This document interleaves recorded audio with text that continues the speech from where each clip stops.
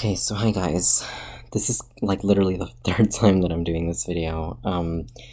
So I was going to do chain rule in this video, but one of the things that I really want to make sure that we understand first before getting into that is knowing how to make a composition of functions. Basically, how do we split it up into like a composition of two functions, if that makes sense. So we know that in algebra we've done problems like if we have, f of x equals sine x and g of x equals 2x, or let's just say I don't know, x squared. We know that we can find f composited of g of x by just putting in, basically by doing this. So basically you would have f of g of x, right? So we know that this would just be sine, and then whatever for whatever x, we just put in g of x, so that would just be sine of x squared, right? And that's what f of g of x is. Similarly, we can do it for g composited of f of x, right? And if you don't know what those are, it is in my playlist for algebra, for college algebra. But yes, that's what this is. And you can say that g composited of f of x is just g of f of x. So that means we're gonna have the quantity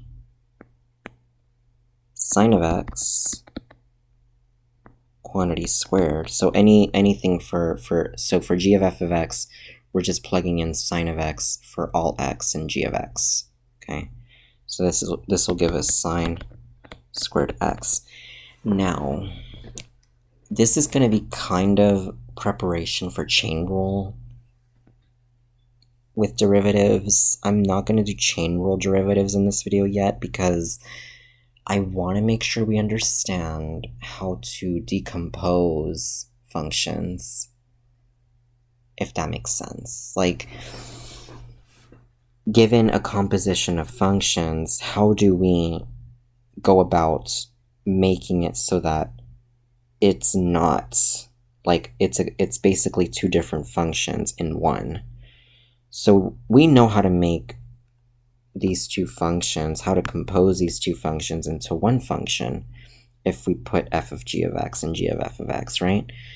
But now we want to go ahead and we want to work backwards. So now we want to go ahead and try to go about making,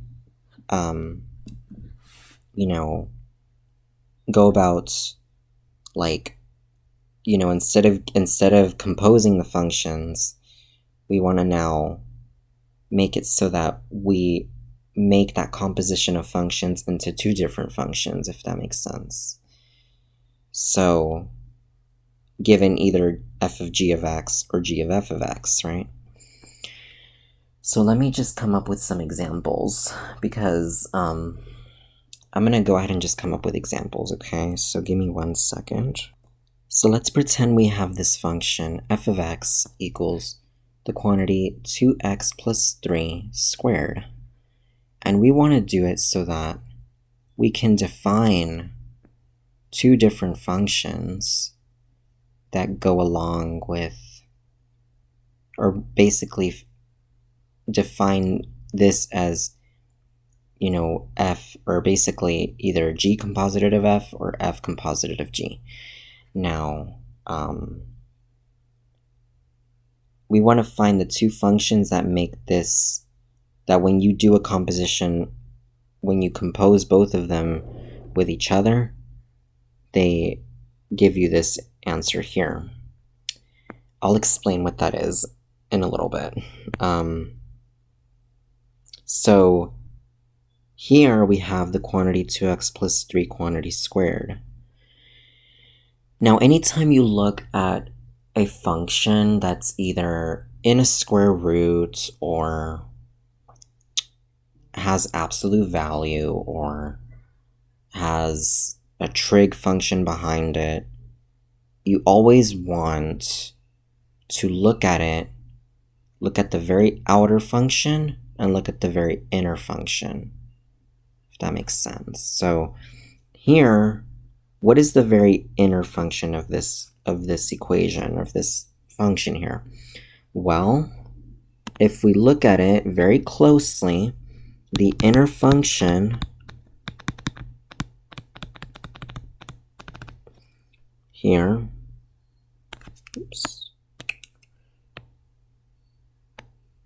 is right here. This is the inner function, 2x plus 3, right? So we know that 2x plus 3 is the inner function. Now, as far as the outer function is concerned, what is the outer function? Well, the outer function, you're going to look at the very outside and you're going to ignore what's on the inside for now. So the outer function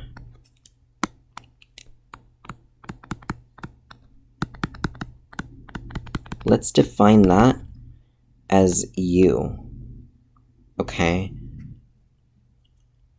So we know that the inner function, or rather, u squared, we know that the inner function is u because in reality, the inner function is 2x plus 3, so u is equal to 2x plus 3, obviously, right? The outer function here is u squared because in reality that's, that's what's on the very outside. It's u squared, right? Now, if we want to go ahead and define a composition of those two functions, we can say that f of x, so obviously the inner function is the easiest, but you have to be careful. Whatever's on the very inside of the parentheses, when it comes to composition of functions, it always goes second, okay? So let's pretend that I want to do this in terms of a composited of b of x, okay? What will a of x be? Well, like we said, if, for example, so I can say that this is really a of b of x, okay? Let me color code this.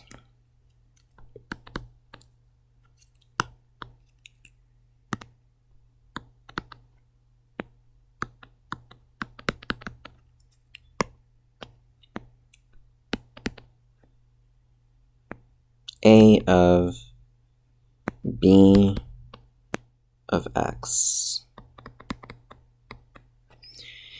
Now, we know that the very inner function, this is the inner function, right?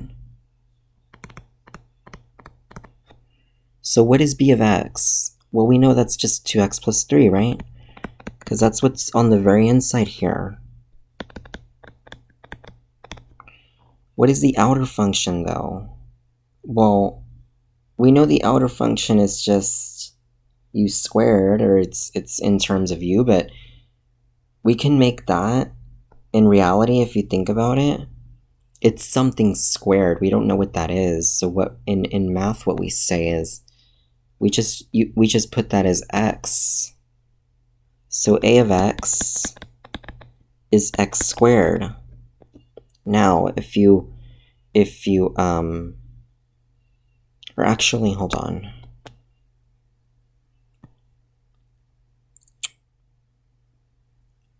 I'm joking. Hold on.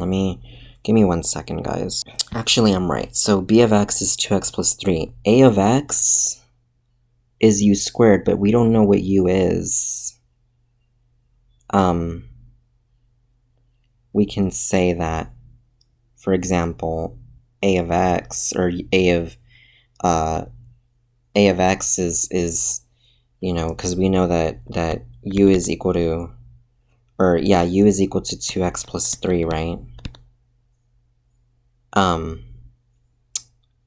But it's very important not to solve that for x, because that's not, I mean, in reality, I don't think that's how you would do it. And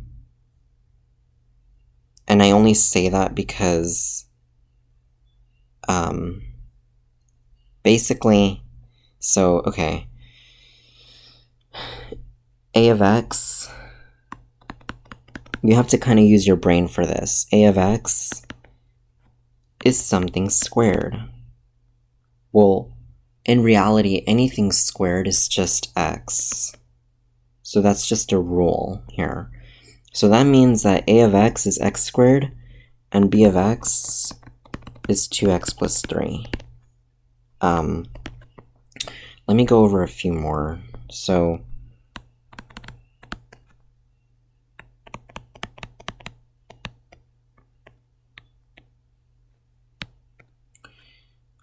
this one is a composition of 3 functions. What are the 3 functions, though? We have, so let's just do this. We have v,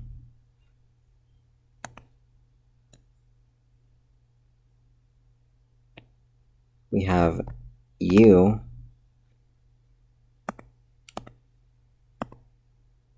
and then we have this entire function, which is w.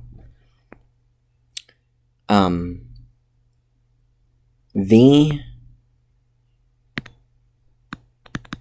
equals 4x plus 3, right? U is going to be something squared. We know that u is equal to 4x plus 3 quantity squared, but like I said, so u is really v squared, really. It's what it is. But in algebra, like I said, because we work in terms of x and y, and usually because y is defined as the output of the function, we usually use x, okay, as the inner functions, right? So v can be, or I'm sorry, u can be defined as x squared. U can be defined as x squared here. Now, w is just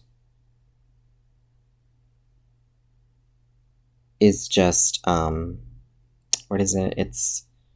It's the very outer part, but again, it's really sine of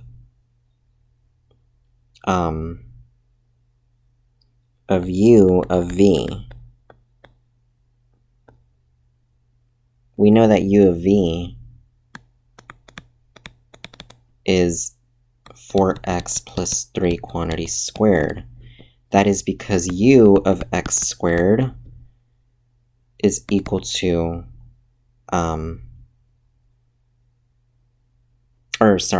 of 4x plus 3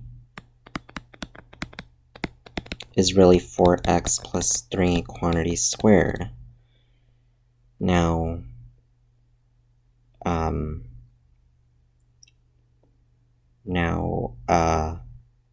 w is going to be sine of 4x plus 3 squared, okay? So, in reality, W, so basically, W of x can be defined as sine of x. Okay, and like I said, we say that x, that's only because x, so I can, in reality, I can say that x is equal to u of v. Okay, and, what is it called? Sine of x is u of v, or sorry, x is equal to u of v, right? So then, that means that u of x is going to be the second part, but again, it's in terms of x. So I'm going to say that u of x is x squared, and v of x, excuse me, is just, again, it's just 4x plus 3. So that's how you do it for this. It's very, very, very weird and very tricky because it's wanting you to think, like, you want to train your mind, and it's like a pattern, right? And I don't think that they teach this in college algebra, and I feel like maybe they should, but this is really needed for when you're doing, what is it called?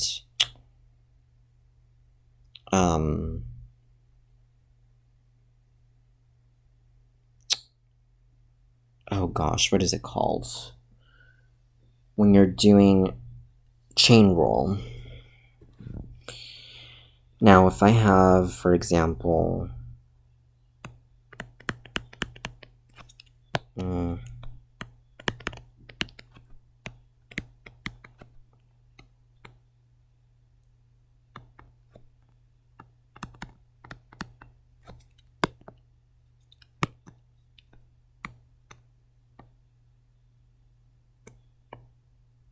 give me a second. So 3,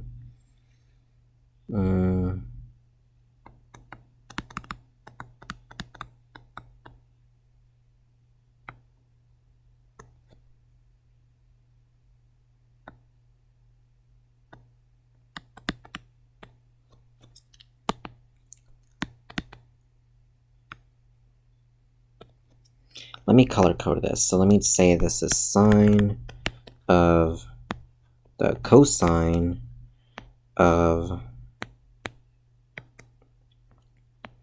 the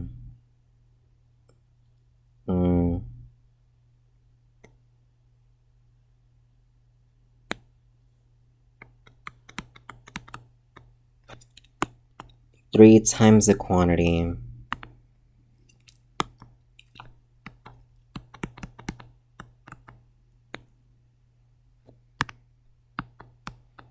squared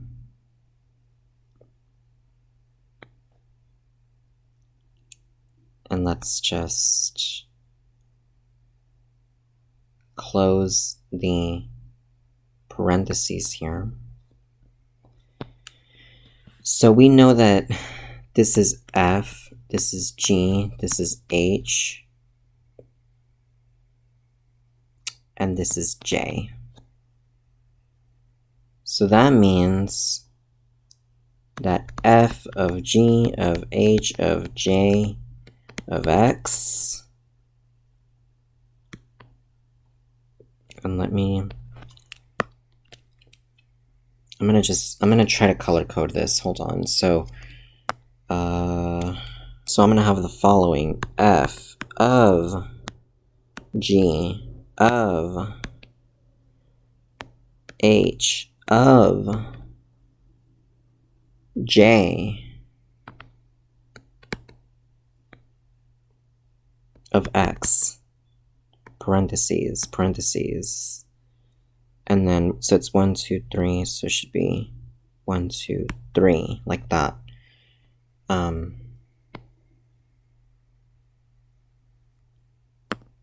let me select that, right?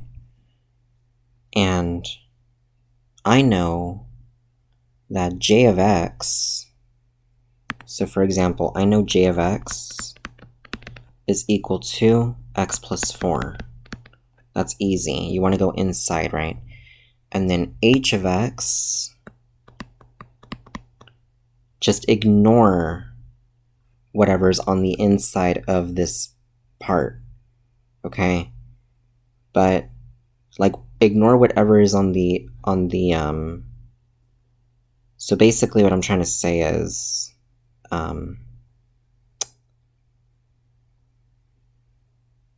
ignore what is on so basically, hold on. Pretend that j of x is just a function of x, but refer to x plus 4 quantity squared, or x plus 4 rather, as x. So h of x is going to be x squared. Okay, and then g of x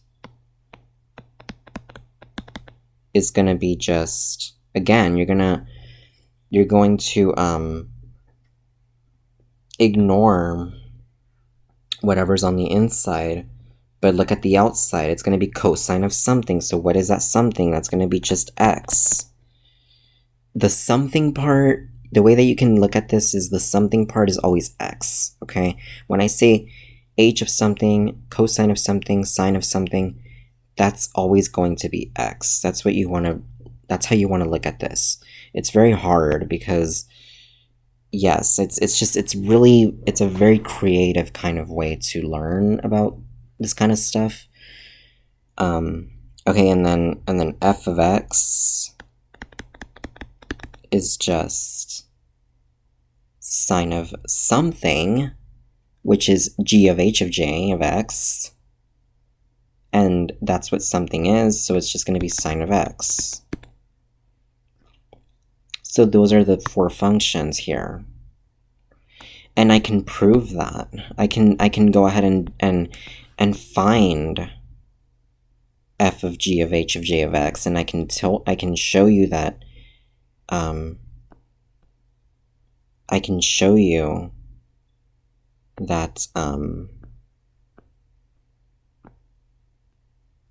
it's equal to this, okay? So I can say that, so for example, I can work from the inside. I know j of x is x plus 4, so I know that h of x is x squared, j of x is equal to x plus 4. So h of j of x is equal to x plus 4 quantity squared. So I've got that part. Now what is f of g of whatever h of j of x is, which is f of g of x plus 4 squared? Okay. Again,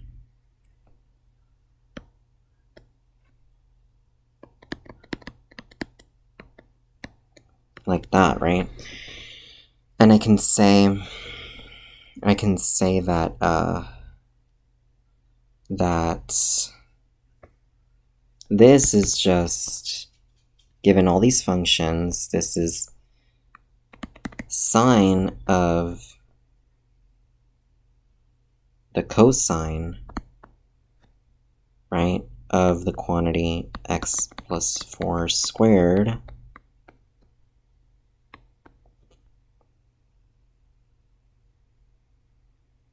oh, and actually I know that give me 1 second, hold on. Also, I know that basically, actually,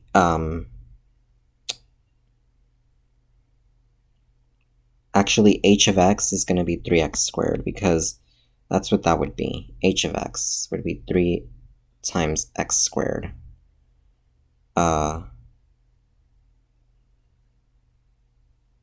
And so basically you have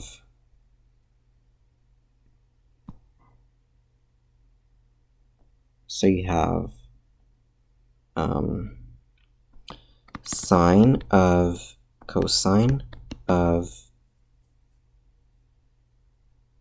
3x, or 3 times, and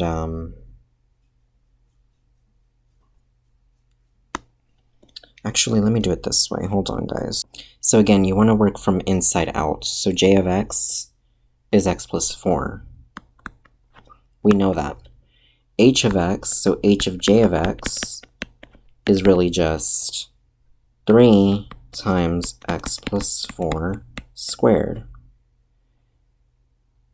And g of h of j of x, that's going to be cosine of 3 times x plus 4 squared. And f of g of h of j of x, right? That's going to be sine of cosine of 3 times x plus 4 squared. Okay, it's a very creative way of looking at these. It's a little bit tough.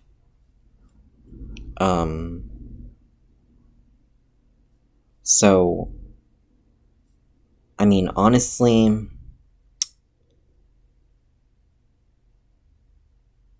I don't know if I want to, like, you know, move on to chain rule in this portion, but this is going to be kind of a prep for chain rule. So if anybody has any questions about this part, let me know, because this is mostly a algebra skill, but that's how we want to start looking at functions from now on, because when you get to chain rule, it can be very, very, very hard. And to be honest, the way that I'm doing it, there's no other way to, like, I believe that this is the way that I can, you know, using this, I can explain what chain rule is and what is required to successfully find the derivative using chain rule, because this chain rule is actually very, I mean, and I don't think I'm the only one who has a hard time, who's having a hard time, like, who had a hard time understanding it. It takes time, and it takes a little bit of thinking, okay? But yes, this video, I'm gonna go ahead and put it for, like, it's gonna be a little preparation for chain rule with composition of functions. So if anybody has any questions about this stuff, please let me know. I did my very best in trying to explain it as best as I can. But regardless, if you still have questions, let me know. With that being said, guys, thank you so much for watching. In the next video, we are going to do chain rule. But like I said, I wanted to go over this before we get into chain rule, because I feel like when it comes to chain rule, maybe this is the reason why we don't understand how to do chain rule, because we're not aware of how to actually write the function in terms of composition of functions before we derive it. So with that being said, guys, thank you so much for watching, and please like, comment, and or subscribe, and I will see you guys in the next video. Bye, guys.